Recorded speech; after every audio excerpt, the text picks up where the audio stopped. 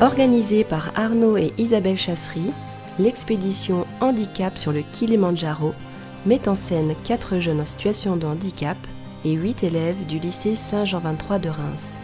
Ces jeunes sont notamment entourés de 2 médecins et d'une infirmière. Ensemble, ils vont devoir puiser de ressources au plus profond d'eux-mêmes pour réaliser un exploit retentissant, l'ascension du Kilimandjaro.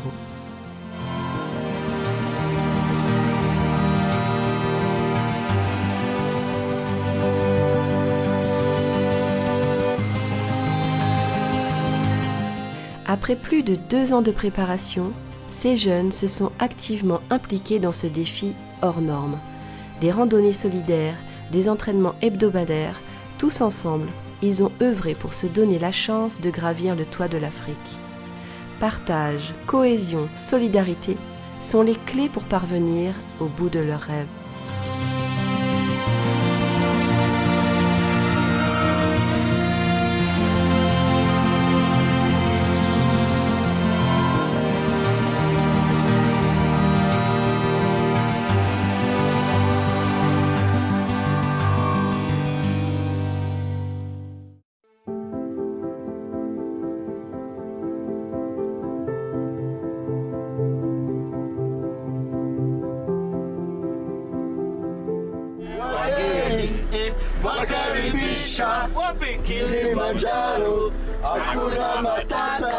Il nous faut 6 heures de bus pour arriver aux portes du Kilimandjaro. Puis, nous faisons connaissance avec nos guides, nos porteurs, qui nous accompagneront durant ces 7 jours d'expédition. Ces hommes sont des Chagats, une ethnie qui vit sur les contreforts du Kilimandjaro. Ils découvrent la Joëlette, ce fauteuil adapté à la montagne, qui sera conduit par plusieurs dizaines de porteurs. Ensemble, nous allons gravir plus de 4000 mètres de dénivelé positif en 5 jours. Ça y est, enfin, c'est un aboutissement quand même. C'est 2 ans, plus de 2 ans de travail, 2 ans et demi de travail. C'est le jour 1, nos porteurs sont partis. C'est une grosse expédition, il y a près de 60 porteurs, une dizaine de guides quand même, les cuisiniers, 3-4 cuisiniers. Donc une grosse caravane, ça s'improvise pas, donc il y a quelques formalités avant de pouvoir nous élancer. Le Kilimandjaro, pour moi, en fait, mon éducateur m'en a parlé, il m'a montré des photos, j'ai tout de suite voulu le faire, parce que je me dis, même avec le handicap, on peut réussir à gravir une montagne. J'ai une infirmité motrice cérébrale depuis la naissance. Ça a été compliqué à gérer parce que j'ai fait énormément de crises l'année dernière depuis que j'ai été déscolarisé. Depuis que le projet était en marche, j'ai beaucoup moins fait de crise. Je me suis apaisé. On y va, Evan ? Ouais.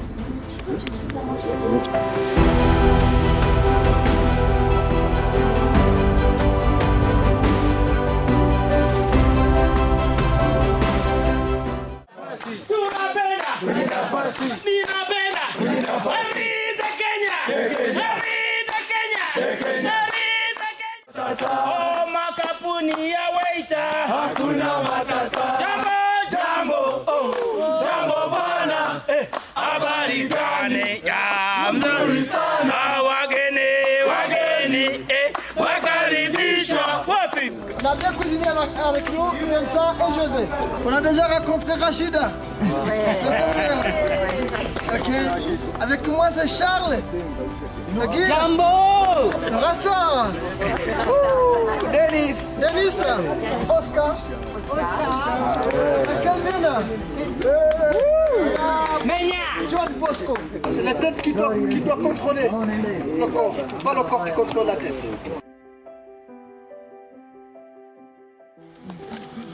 Arnaud, j'arrive toujours pas à réaliser en fait. Ah ouais, t'arrives pas à réaliser encore ? Ouais, je te jure.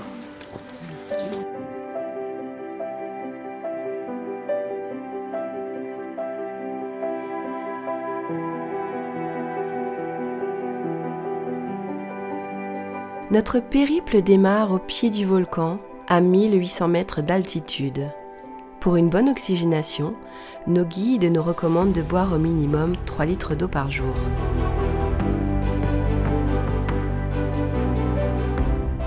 Nous traversons cette forêt tropicale luxuriante qui regorge de nuances de vert. Des fougères arborescentes, des lichens pendants, nous donnent le sentiment de nous envelopper et nous confèrent confiance et sérénité. Nous oublions même les 1000 mètres de dénivelé que nous devons arpenter aujourd'hui. Les singes qui voltigent sur les lianes émerveillent chacun d'entre nous. Le temps nous paraît être suspendu. Nous entrons progressivement dans une atmosphère des plus envoûtantes.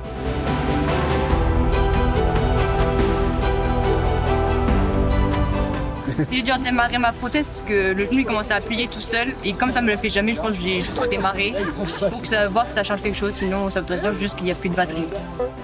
Quand j'ai vu comment ça commençait à monter, je me suis dit oula, sur 5 jours de montée ça va être compliqué. Puis après comme on a le géolette, je sais que j'ai quand même un point si je suis fatiguée pour pouvoir me reposer un petit peu. Même si au début j'étais un peu contrariée parce qu'on me disait un peu d'utiliser souvent. Et que moi du coup ça me donne un peu l'impression de faire le Kilimanjaro à moitié quoi. Wanakokwenda Kilimanjaro watafika wote Olojali Twauma wafike salam Mola Jali Twauma wafike salam Mola Jali Twauma wafike salam. À mon avis, je pense que ça va être compliqué pour les porteurs.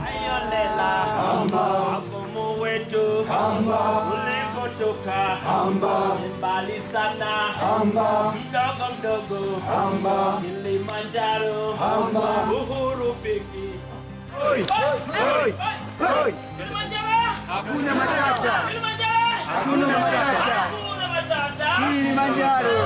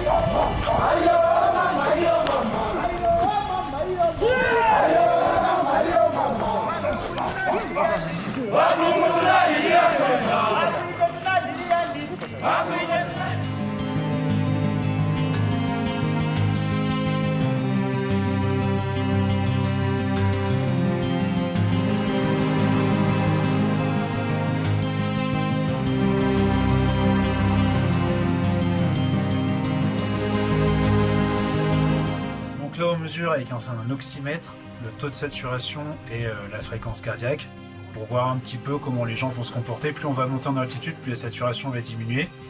Et puis après on leur fait un petit interrogatoire sur les différents symptômes qui peuvent apparaître pour envisager des traitements pour le mal des montagnes et puis anticiper au mieux l'ascension pour qu'elle se passe le plus facilement possible pour chacun.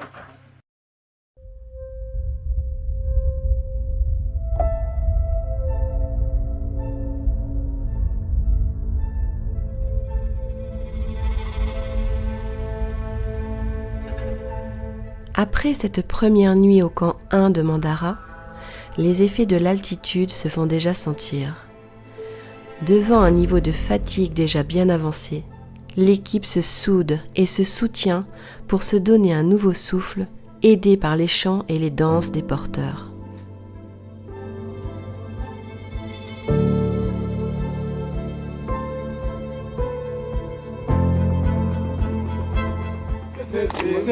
combat tumsesema wana maya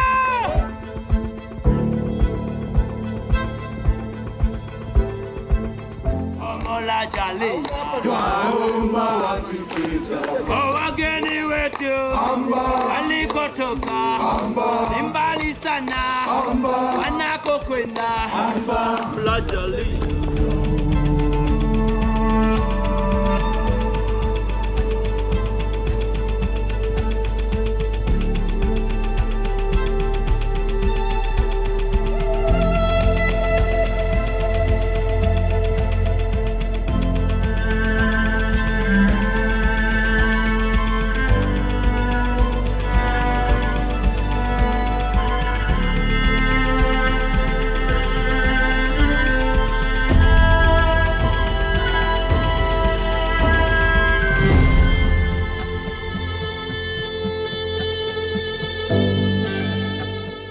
Tout juste sortis de cet espace verdoyant et à mi-parcours de cette deuxième journée d'ascension, nos cœurs palpitent en voyant se dresser devant nous cette montagne majestueuse surmontée de ses neiges éternelles, le Kilimandjaro.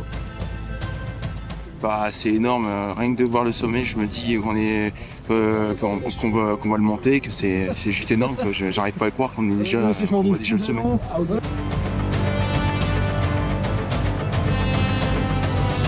On a vraiment hâte d'y être là, je pense. En le voyant en plus, ça me donne vraiment l'objectif.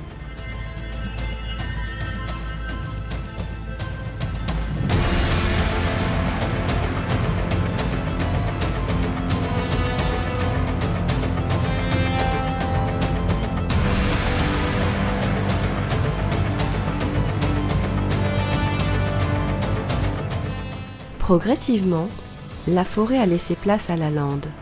C'est la fameuse zone de combat, là où la végétation doit se battre pour exister, faute d'oxygène. Quand ils le peuvent, nos jeunes quittent leur Joëlette malgré ces sentiers rendus piégeux par les roches qui jonchent le parcours.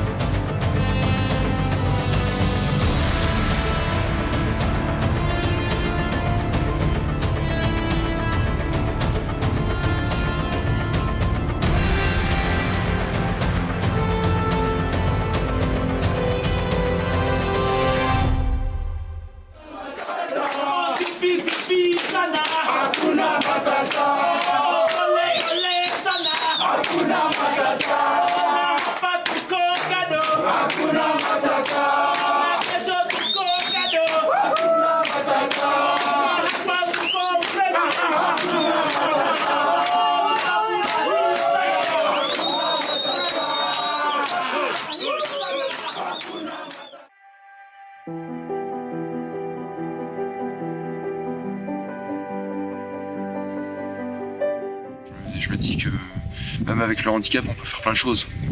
On peut gravir le Kilimandjaro même avec le handicap. C'est un truc de fou, vraiment, c'est énorme. J'arrive pas à croire. J'ai envie de lui dire au ancien Evan que le regard des gens, ils s'en fichent, que c'est pas grave, les gens peuvent dire ce qu'ils veulent. Je dis ils s'en fichent, c'est pas grave, ils peuvent l'insulter, ils s'en fichent. Il avance, il va de l'avant. Hier, j'en pouvais plus, j'étais vraiment fatigué. Je voulais arriver au refuge. Je me suis dit non, je serre les dents. Faut que je sois courageux, faut que je montre à toute l'équipe que je suis capable de le faire. Et c'est ce que je vais faire. Moi, je vais le prouver à tout le monde que je suis capable de monter cette montagne.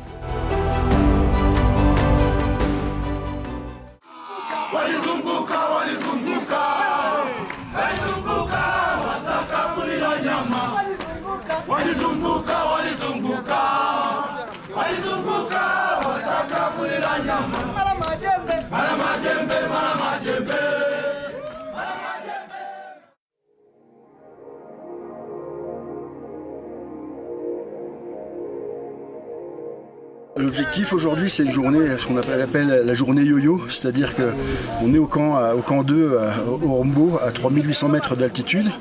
On va monter tranquillement jusqu'à 4100 sur une zone qui s'appelle Zebra Rocks. Et on va redescendre ensuite pour dormir à 3008. L'idée, c'est vraiment de s'acclimater gentiment à la haute altitude.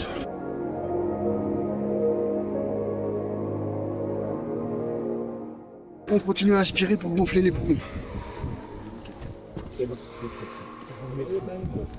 On inspire par le nez, on gonfle le ventre, on gonfle le ventre. On continue, on remplit les poumons et on souffle. Et on se détend. On essaie de bien se détendre les épaules.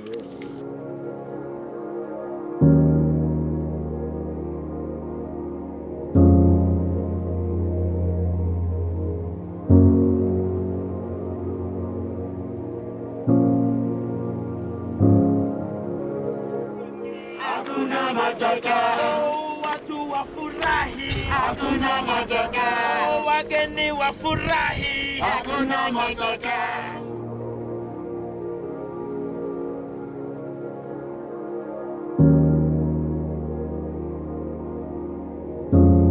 Je voulais vous proposer une petite méditation, d'abord préparatoire, et puis ensuite on va aller au niveau de la montagne, pouvoir vous nourrir chacun, et que demain, si vous avez des coups de mou, vous avez peut-être ce réflexe aussi que au-delà de votre personne, vous avez aussi les éléments qui sont là et qui peuvent vous nourrir et vous apporter, et puis ça va pouvoir vous permettre d'avancer. J'ai senti que je déstressais, que j'allais bien, et que je respire un bon coup, et chaque fois que je respire un bon coup, je déstresse, ça fait du bien. Je vais refaire le petit point santé avec tout le monde là. Donc dites vraiment ce que vous ressentez, ça sert à rien de minimiser les choses pour qu'on puisse donner les traitements qu'il faut et gérer au mieux pour être prêt pour demain matin. D'accord ? Donc n'oubliez pas les vêtements de pluie, effectivement ça peut revenir d'un seul coup là-haut sur le plateau. Donc des guêtres pour ceux qui en ont ou ceux qui sont habitués à marcher avec. N'oubliez pas ça, et également la crème solaire. Crème solaire dans le sac, c'est impératif pour demain.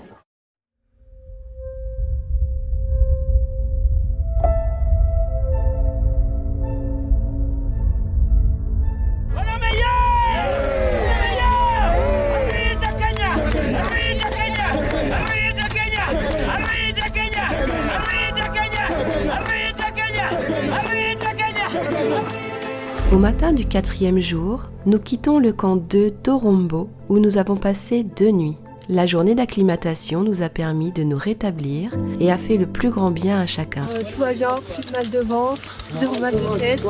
On avance doucement mais sûrement. Moi ça va super, je réalise pas trop que demain on part pour le sommet, mais je suis hyper contente. Et on a encore des super beaux paysages aujourd'hui, donc c'est cool.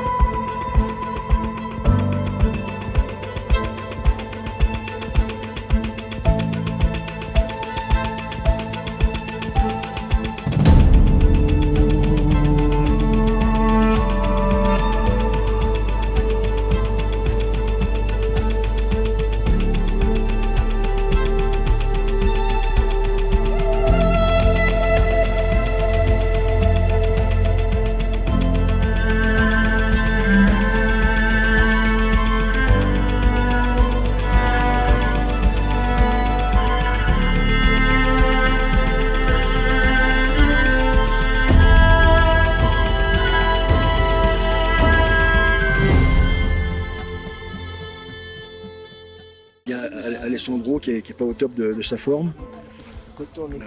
Voilà, j'espère qu'il va pouvoir s'économiser aujourd'hui et faire une bonne nuit.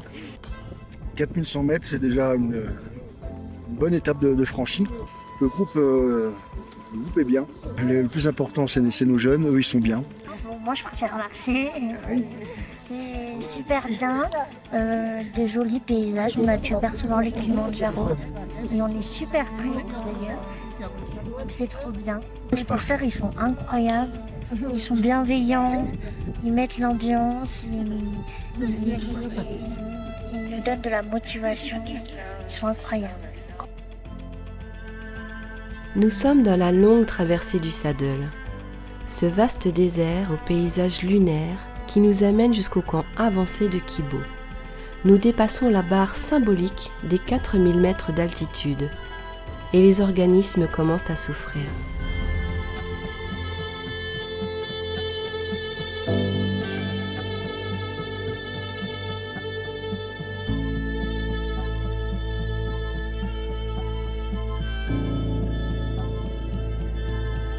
Alors, tu imagines un petit panier et tous les gens que tu aimes, tu vas les mettre dedans et tu vas les monter là-haut avec toi. Nous avons le luxe d'avoir nos cuisiniers qui nous permettent de nous nourrir sainement avec les mets locaux aux saveurs exotiques.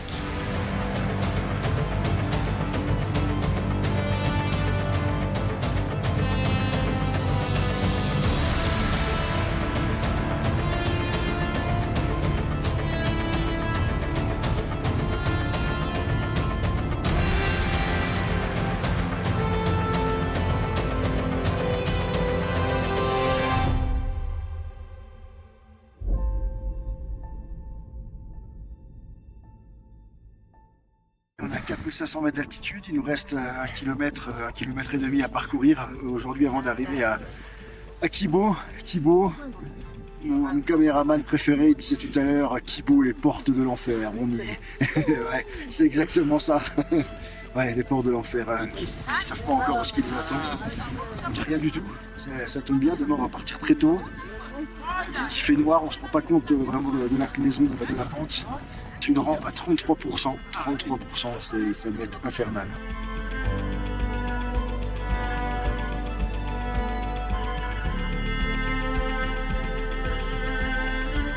That's why from today I call him is a lioness. Lioness. Yeah, lioness. She's very strong, she's working hard. Bon, Lio, dans les grandes lignes, il a dit que tu étais une vraie lionne, qui croyait vraiment en toi. Et qu'il sait que demain tu vas réussir à marcher. Dans une ambiance solidaire et déterminée, nous gagnons le camp de Kibo à 4720 mètres d'altitude en fin de journée. Cette nuit, nous dormirons quasiment à l'altitude du Mont Blanc.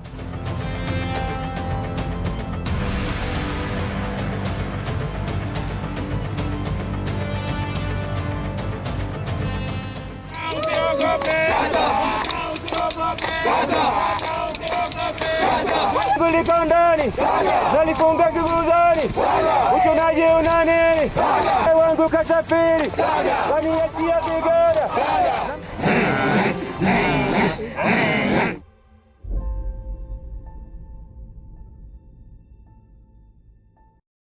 Bienvenue Arnaud. Jumbo.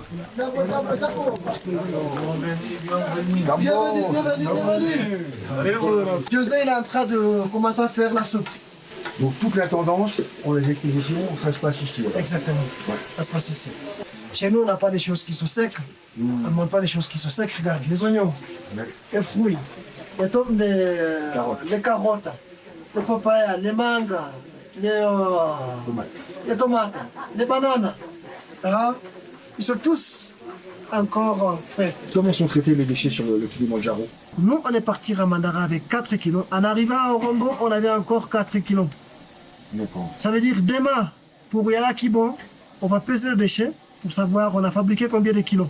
On redescend, c'est nous qui redescendons tous les déchets. Exactement, il faut faire la descente, tous les déchets qu'on fabrique. Oui, c'est très important. On ne laisse pas n'importe quoi sur le Kilimandjaro. Tout ce qu'on amène, il faut le ramener. Ce qu'on vous demande, c'est la volonté. On va partir à 4 heures. On aura 2 heures sur le front. Et après, on aura le soleil. Bravo à tout le monde, je suis fier de tout le monde. On va faire tout ce qu'il faut pour voir que tout le monde arrive au sommet.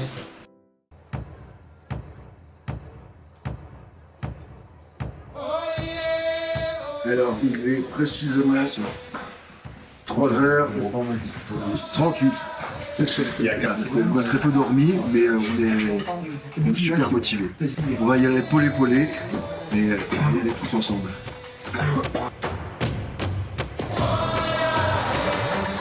na turudi salama katika jina la Yesu Kristo wa Nazareti. Wote tuseme amen.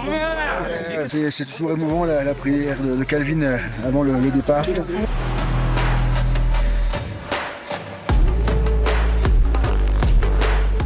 C'est un jour qui va rester, qui doit rester gravé au plus profond de nous pour le restant de nos jours. On est plein d'espoir pour que tout le monde puisse arriver au sommet en début d'après-midi.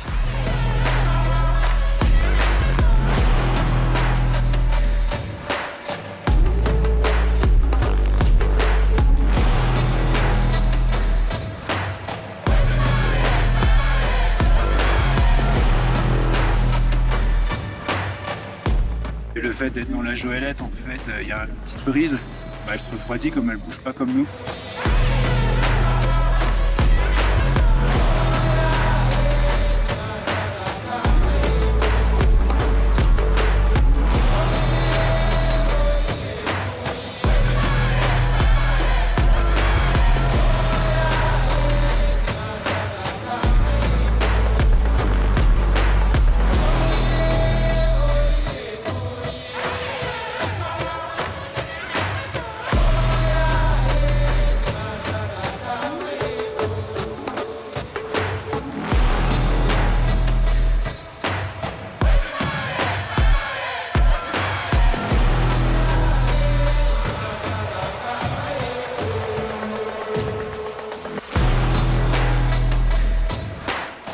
Là pour l'instant ça va, hein. Un peu mal à la tête pour tout le monde, c'est un peu compliqué mais ça va, on monte petit à petit.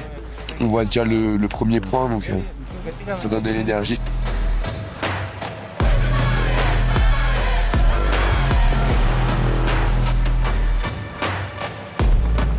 Je suis mal, de la fièvre. Inquiétez pas. C'est le mal aigu des montagnes, donc c'est une complication qui est redoutable. L'élévation en altitude, ça débute généralement par des maux de tête. Sur le plan neurologique, ça peut évoluer jusqu'à avoir des vertiges, avoir des troubles visuels, jusqu'à avoir un œdème cérébral qui peut entraîner des hallucinations, qui peut entraîner des troubles de l'équilibre et puis qui peut être fatal.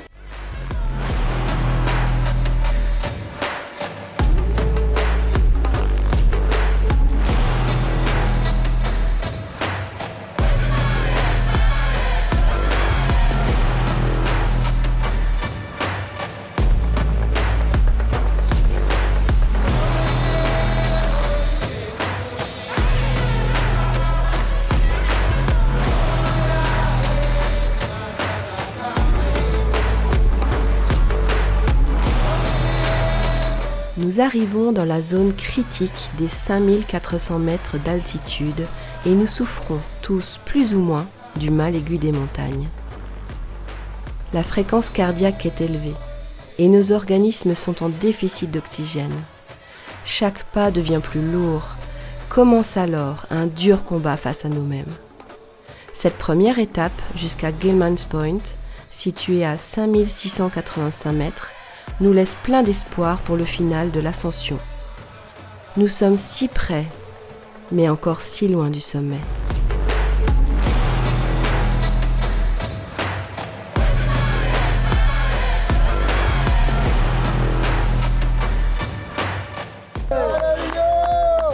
Lio est la première des 4 jeunes à arriver à Gilman's Point. Exténuée, elle a tenu à arriver par elle-même jusqu'à cette étape intermédiaire avant le sommet.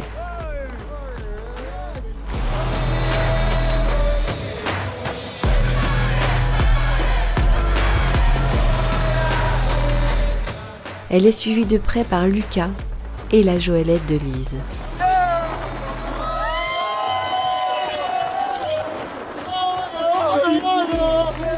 Plus d'1 heure après l'arrivée de notre groupe à Gilman's Point, la Joëlette d'Evan arrive enfin avec des porteurs à bout de force.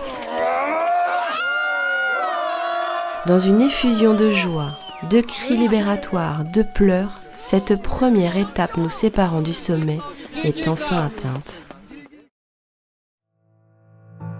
Nous sommes comme dans un rêve éveillé. Le manque d'oxygène modifie notre état de conscience. Chacun s'accroche comme il peut, en fixant le pas de la personne qui est devant lui ou en pensant à un être cher. On a quelques encablures qui nous séparent du panneau Urupic qui matérialise le sommet du Kilimandjaro. Je sais que quand on sera au Urupic, la fatigue va voler en éclats, va laisser place à la joie, au soulagement et on va retrouver l'énergie nécessaire pour faire la descente. Encore un effort. Il nous faut parcourir les 200 mètres de dénivelé restant jusqu'au sommet, avec pour décor les fameuses neiges éternelles. L'euphorie n'est pas loin, mais chacun sait que la défaillance n'est qu'à un fil. Il nous faut rester concentrés jusqu'au bout.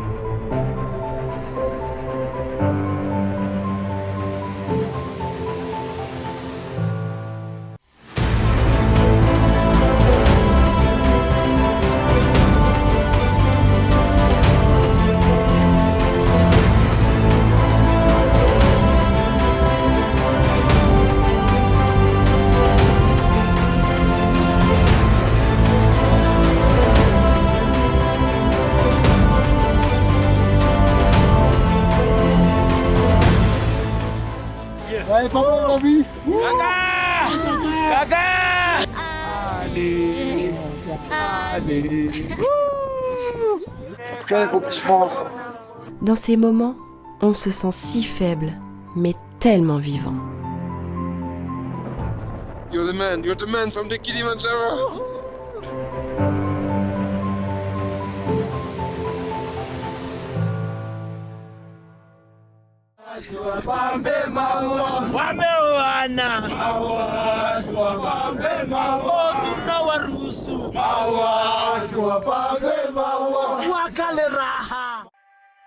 Les 3 Joëlettes, avec nos 4 jeunes et notre groupe composé de 29 personnes, ont tous réussi à gravir le toit de l'Afrique. Fort de nos 60 porteurs, 9 guides et 3 cuisiniers, notre longue caravane s'étire sur plusieurs kilomètres pour entamer le retour vers le camp de base.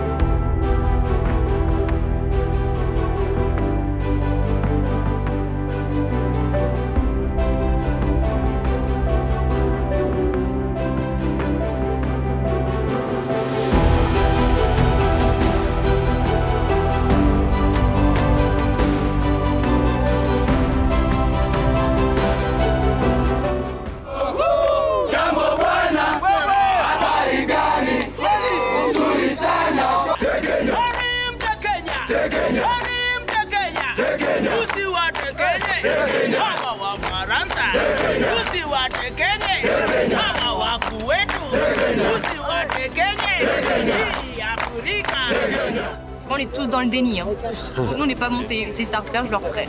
En fait, j'attends un peu d'être rentrée à l'hôtel pour réaliser parce que là, c'est carrément impensable. Et ça se met tellement au mental qu'en fait, une fois qu'on est arrivé en haut et qu'on est descendu, on réalise pas trop qu'on l'a fait en fait. Après avoir vécu une multitude d'émotions sur cette semaine d'ascension, nos sentiments de joie sont amplifiés par les chants et les danses des Chagat. Malgré la fatigue, une plénitude émane de chacun d'entre nous.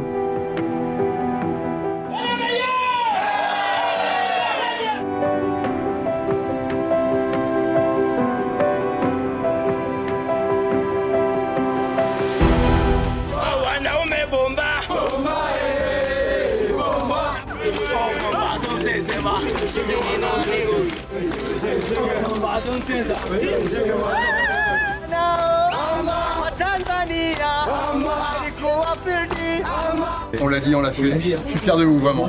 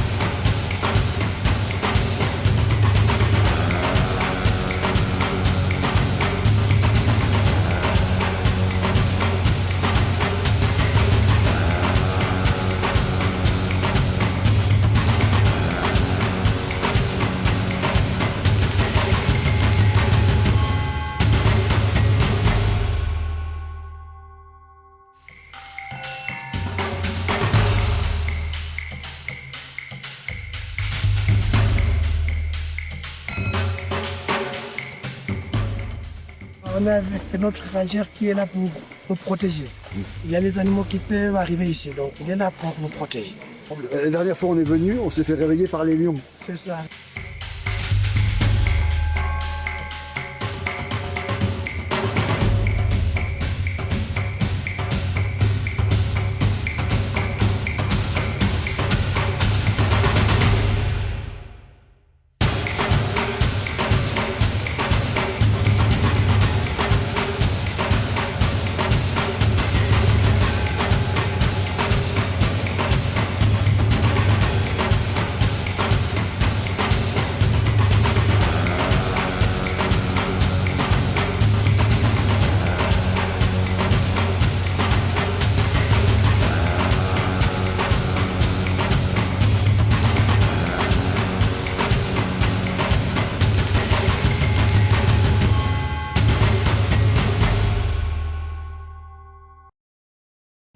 Comment tu voyais toi le Kilimandjaro? Vous voyez beaucoup moins.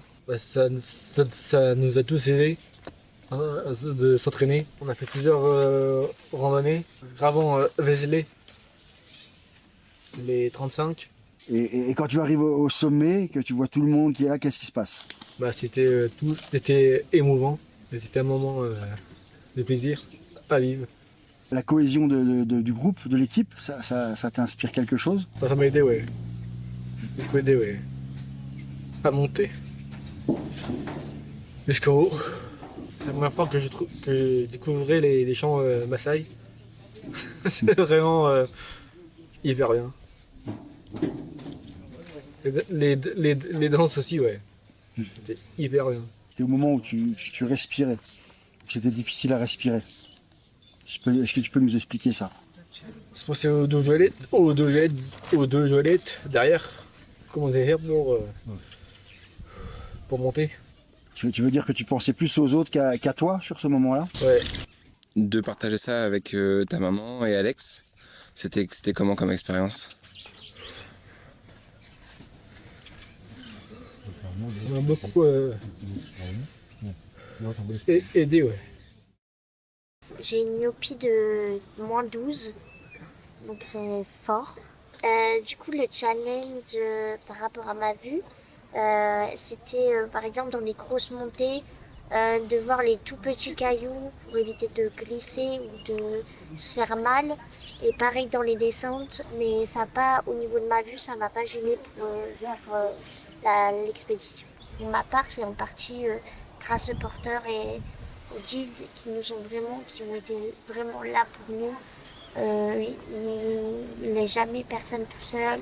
Ils viennent toujours nous voir, nous changer les idées, mais même quand ils voient qu'on est un petit peu fatigué ou quoi, ils nous chantent des chansons, ils nous font des danses, ils nous font danser. Ils sont super gentils, ils sont adorables.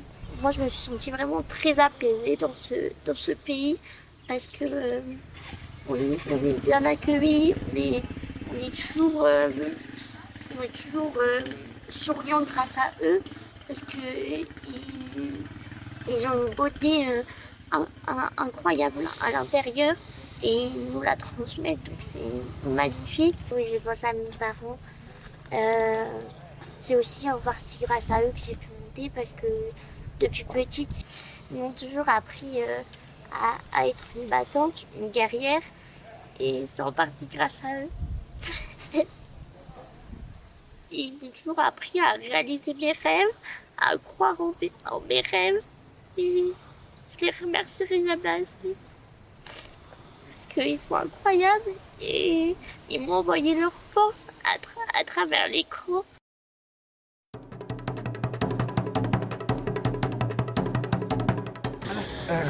Ah bah, on a pas.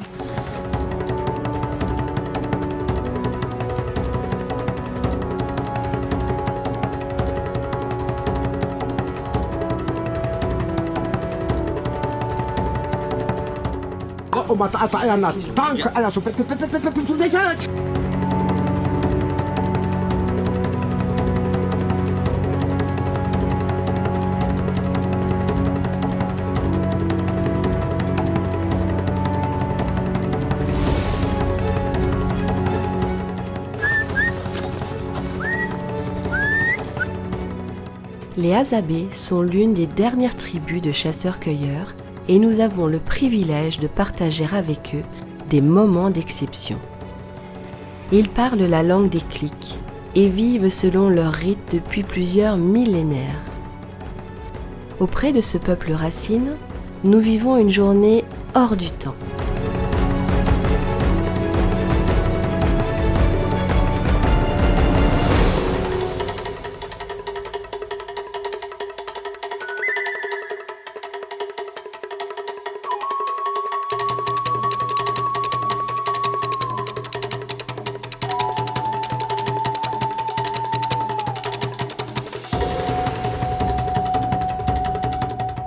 Kanabekwa Mogesa. So his name they call him Mugesan. Mogesa. Mogesa. Mogesa. Ikate or no? Alessandro. Alessandro. Yeah.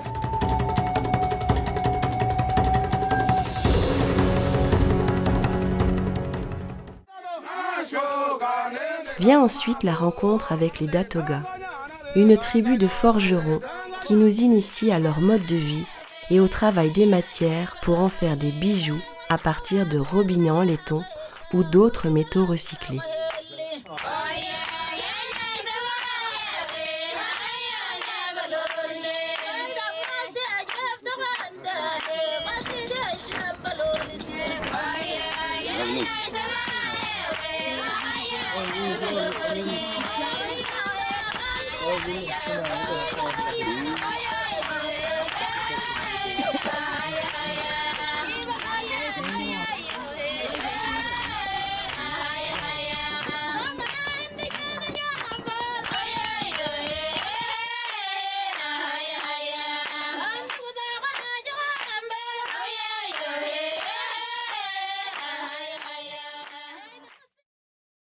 Notre dernier jour, c'était quelque chose, c'était émouvant. On était tous contents d'avoir réussi. On pleurait tous parce que c'était dur et on était contents d'être arrivés en haut. Je suis contente d'être arrivés tous ensemble en haut et de pouvoir profiter de ça tous ensemble. La cohésion de groupe, elle m'a permis de continuer à croire en moi et à croire que je pouvais aller jusqu'en haut. On pourrait dire aux jeunes en situation de handicap comme moi ou même autre handicap, il ne faut rien lâcher, que si on y croit, on y arrivera. Et quand on a un groupe comme moi, j'ai eu le mien, forcément on allait réussir à aller en haut.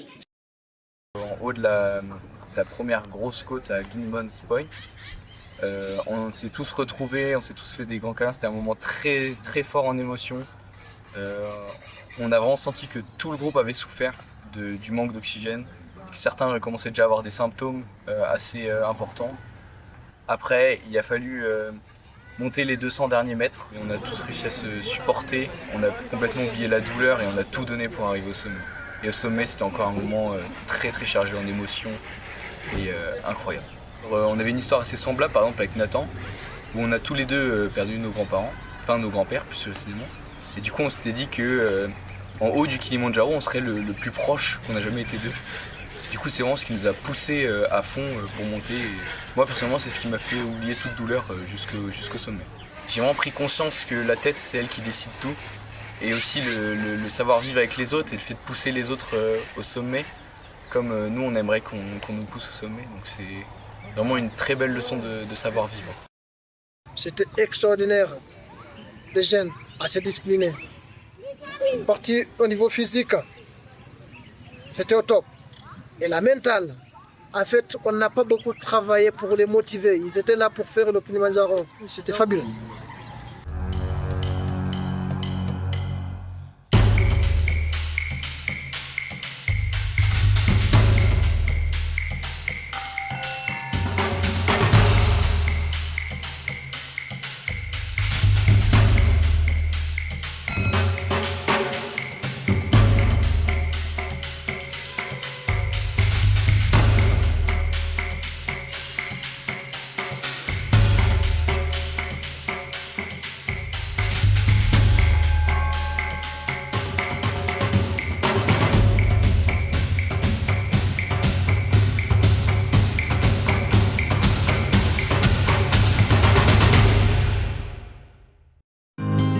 Nos derniers jours en Tanzanie sont consacrés à la visite de villages isolés. Les jeunes aventuriers découvrent alors les Maasai, qui nous offrent le barbecue traditionnel. Coutume oblige, nous n'échappons pas à la dégustation du sang frais, avec plus ou moins d'entrain.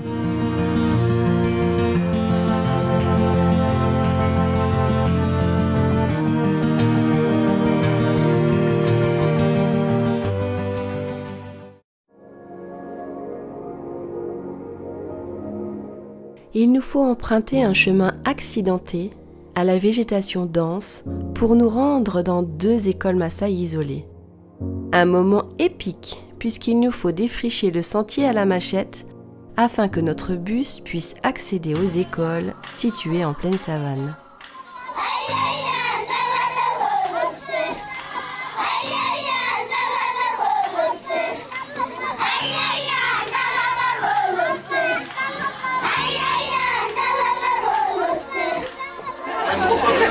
Ça va Lise? Ça va nickel.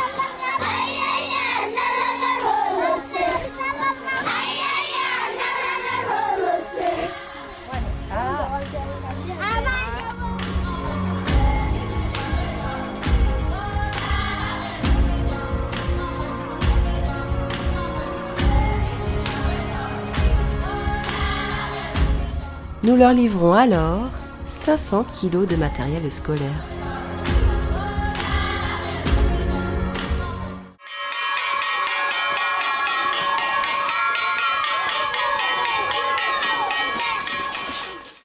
Dans chaque école, nous rencontrons plusieurs centaines d'enfants.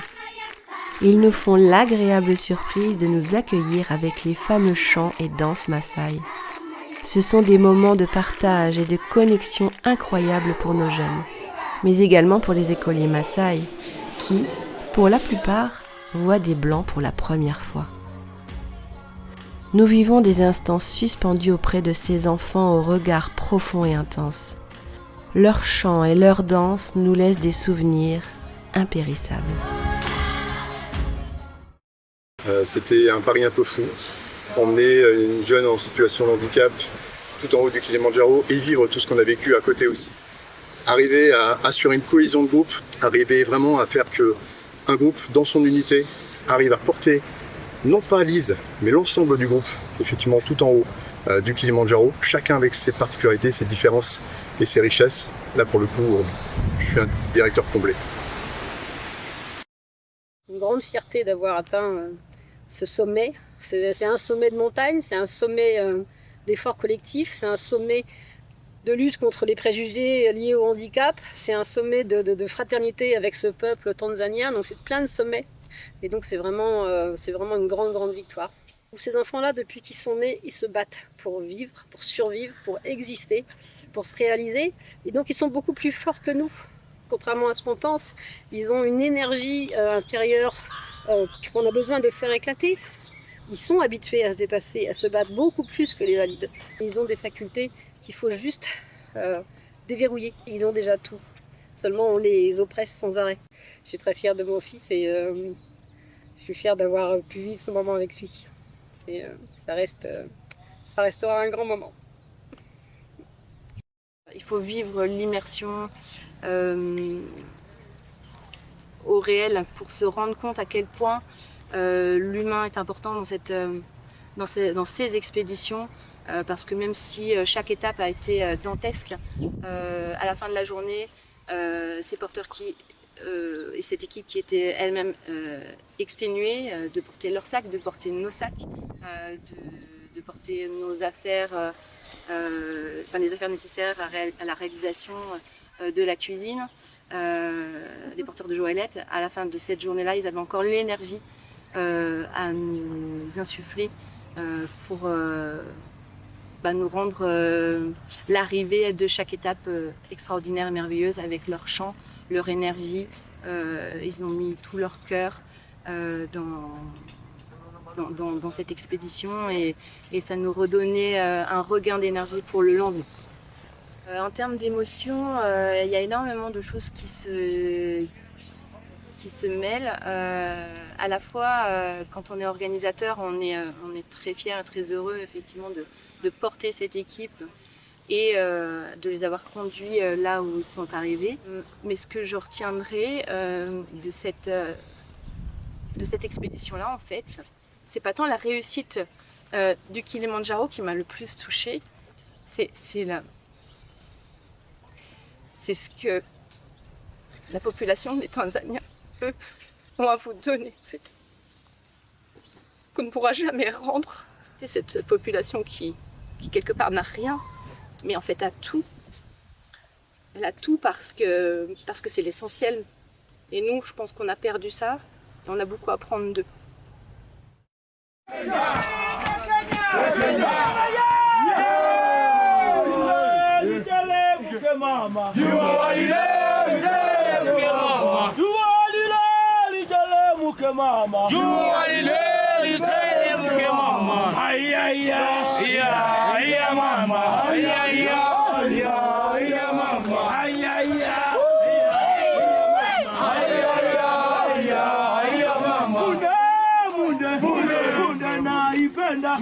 Munde uko wapi? Munde